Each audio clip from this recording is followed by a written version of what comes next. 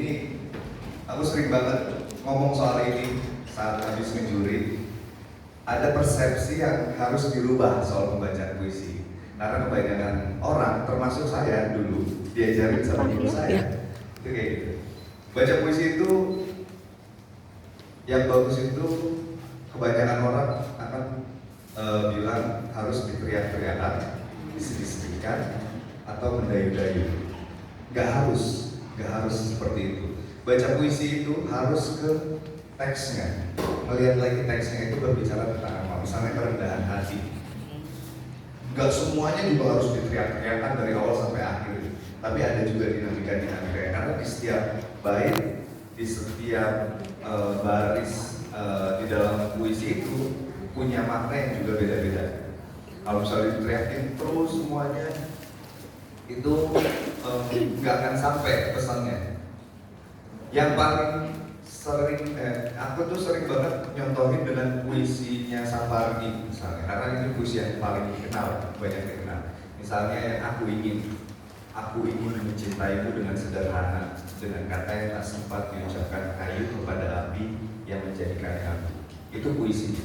Kalau misalnya diteriak-teriakan, aku ingin mencintaimu dengan sederhana. Ih, kaget saya. Takut ya. Dia mau mencintai tapi dibaca dengan teriak-teriak, mungkin kelihatannya bagus, tapi bukan itu yang dicari.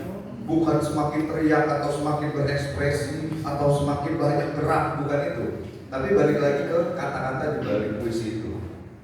Atau disedih-sedihkan, aku ingin mencintaimu dengan sederhana, dengan kata. Kayaknya sedih banget ya. Kakinya kejepit. Kakinya kejepit. Rasa cintanya. Cukup gitu misalnya dengan aku ingin mencintaimu dengan sederhana, dengan kata yang tak sempat diucapkan kayu kepada api yang menjadi banyak api. Jadi kita Ibu-ibunya meleleh.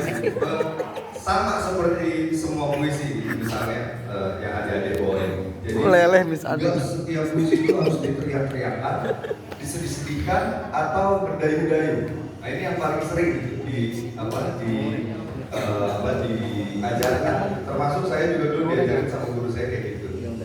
Kalau misalnya puisi didayu-dayukan, apapun bisa jadi puisi. Misalnya ini, Azam Cup SMP Islam Al-Azhar 55 Jati Makmur. Bisa jadi puisi kan? Makanya tidak juga harus dimendayu-dayukan. Tapi semuanya itu sesuai dengan porsinya. Apa pesan yang ada di dalam puisi itu, nah itu yang disampaikan. Bisa aja juga cuma ngobrol biasa, cuma dengan power. Beda power dengan teriak. Power dengan teriak itu beda. Misalnya nggak ada power, Azam Cup volume 01, misalnya ya. Tapi dengan power, Azam Cup volume 01, dia akan lebih bulat suaranya tanpa diokokkan ya.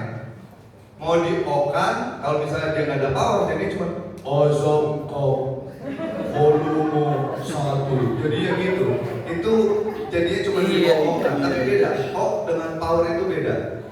Azam Cup, dia akan lebih bulat, Bulat sih ya, Bang. artikulasinya akan lebih jelas, powernya akan sampai tanpa harus teriak. Nah seperti itu. Nah itu yang juga harus diperhatiin sama ibu-ibu pendamping dan juga pelatih. Jadi yang paling sering saya bilang yang paling dasar adalah mengerti dulu, meliterasi dulu puisi ini tentang apa, pesan yang mau disampaikan apa. Kalau bisa nanti juga mungkin maksud dari pengarangnya itu apa untuk membuat puisi ini. Nah dari situ baru kita tahu apa sih yang mau disampaikan sama puisi ini. Baru tuh ke vokal, ke suara, ke gestur, ke timbre, ke nada puisi, jangan sampai ketinggian gitu.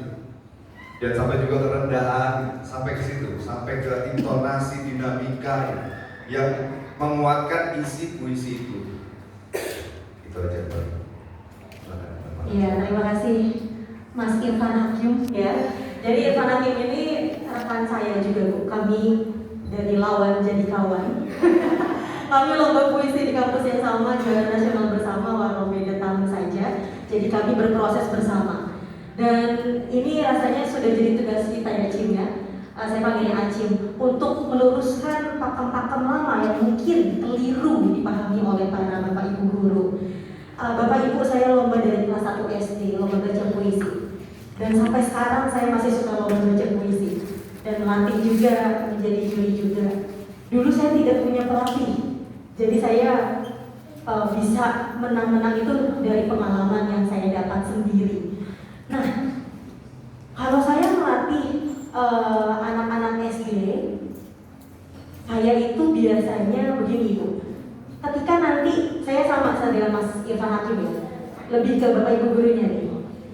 Jadi Bapak Ibu, puisi ini kan sebuah karya sastra yang singkat. Kenapa singkat? Karena dia tidak seperti novel, tapi diksinya indah dan punya lapis makna. Maksudnya lapis makna di sini, ketika Bapak Ibu membaca bisa jadi artinya ini. Semakin dikaji, semakin dianalisis, artinya bisa berubah, ya. Dan bisa jadi persepsi antara guru SD ini dengan guru SD yang lain berbeda. Itu sah-sah saja, tapi usahakan ketika kita mengajarkan ke anak bukan pola bacanya yang diajarkan, tapi yang pertama adalah interpretasi puisinya. Bagaimana anak-anak bisa memaknai puisi? Nah, saya selalu mengajak diskusi ke anak-anak. Ayo coba tebak, kerendahan hati ini puisinya tentang apa? Apa ya Bu ya? Kita harus rendah hati, digali lagi dikali, sampai akhirnya dia tahu isi puisi tentang apa. Ini nih puisi kerendahan hati ini ketika, maksudnya gini loh, setiap orang itu jadi yang terbaik menurut versinya diri sendiri ya, dengan dirinya sendiri. Nggak perlu kita itu menjadi yang hebat, yang penting kita bermanfaat untuk sekitar. Bagaimana caranya kita sebagai perpanjangan tangan penyair menyampaikan itu supaya audiens juga paham. Itu tujuan baca puisi. Membaca dengan indah, bukan dengan teriak-teriak. Mungkin ada puisi yang harus dibacakan teriak-teriak ketika puisinya bukan puisi seperti ini. Contohnya puisi tentang protes sosial, kritikan sosial terhadap pemerintah. Tapi 3 puisi yang ada di lomba hari ini merupakan puisi-puisi yang butuh kedalaman makna yang sangat lebih. Jadi benar seperti yang Mas Irfan Hakim bilang, tidak usah teriak-teriak untuk menyampaikan apa isi puisinya. Ya, jadi nanti diajak diskusi dulu sampai satu visi misi antara guru dan siswanya. Bacakan pakai hati. Ibu-ibu, ketika kita mengajarkan anak-anak membaca dengan berdali-dali dan patah-patah, ketika SMP, siapa yang pernah membaca puisi? Saya Bu, pernah juara, belum Bu, tapi udah pernah baca. Oke, ayo coba. Yang dia ingat bukan isi puisinya apa, tapi Bu, dulu saya diajarinnya berdali-dali, Bu, patah-patahnya. Akhirnya dia akan terkungkung dalam satu pola bahwa membaca puisi harus jadi yang itu yang mereka akan apa ya, kenang. Sampai akhirnya dia lomba lagi, kok gak menang lagi. SMA gak menang lagi, syukur-syukur anaknya semangat sampai kuliah, sampai dia akhirnya nemu nih passionnya kayak kita nih, puisi-puisian dulu gitu. Kalau dia akhirnya nemu, puisi bukan passion saya lah gitu. Jadi saya nggak mau lagi deh. Akhirnya jadi kapok anak-anaknya. Ya. Terus yang kedua adik-adik, ketika kita membaca puisi tidak semua kata harus ditunjuk. Ya, tadi beringin, itu akan apa ya? Jadi kan puisi itu tadi ya lapis makna. Bisa jadi beringin di sini adalah kan pohon yang rindang. Nggak harus kita simbolkan beringin itu seperti pohon beringinnya. Langit, laut, tanah, hati, kaki, air mata. Nah itu akan terlalu banyak nanti gesturnya dan itu juga nggak bagus. Ya. Kemudian lagi, oh iya. Jadi alurnya seperti ini Bu. Interpretasinya sudah dapat. Vokal dan ekspresi itu akan mengikuti ya Cim ya, dari hati ya. Nah, biarkan mereka itu bergerak sendiri, bukan diatur gerakannya. Vokalnya biarkan mereka melakukan vokal sendiri, bukan pelatihnya yang memanjangkan kata.